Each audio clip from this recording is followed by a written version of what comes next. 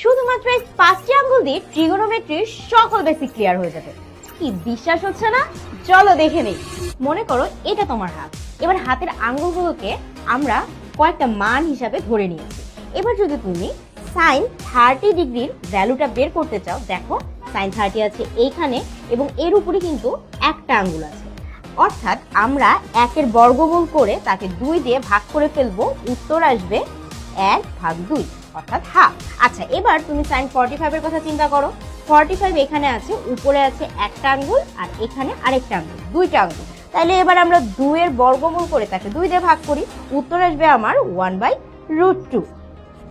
এরকম ভাবেই তুমি 90, 60 এবং সবগুলো সাইনের ভ্যালু কিন্তু বের করতে পারো। এইবারে চলো দেখে নেই আমরা কসের ভ্যালু কিভাবে বের করব।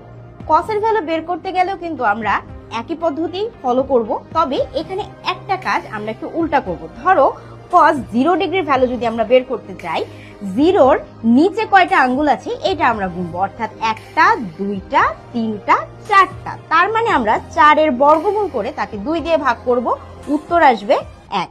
এরকম করে যদি তুমি কসের 90 ডিগ্রির কথা চিন্তা করো, 90 ডিগ্রি আছে এইখানে, নিচে কিন্তু কোনো আঙ্গুল নেই, অর্থাৎ উত্তর কিন্তু এখানে আসবে 0।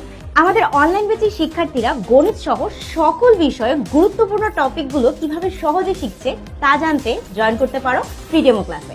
ফ্রি ডেমো ক্লাসে জয়েন করতে ক্লিক করো কমেন্টে থাকা লিংকে। এখন যদি তুমি tan এর ভ্যালুটা বের করতে চাও, সেই ক্ষেত্রে সাইনের অ্যাঙ্গেলকে কসের অ্যাঙ্গেল দিয়ে যদি ভাগ করো তাহলে কিন্তু tan ভ্যালু বেরোবে। একইভাবে কোসেকের ক্ষেত্রে 1/সাইনের ভ্যালুটা বের করতে হবে, সেকের ক্ষেত্রে 1/কসের ভ্যালুটা বের করতে হবে এবং কটের ক্ষেত্রে 1/tan করতে হবে। এরকম ভাবে ট্রিগোনোমেট্রির সকল মান তুমি এই 5টি আঙ্গুলের সাহায্যে বের করতে পারো।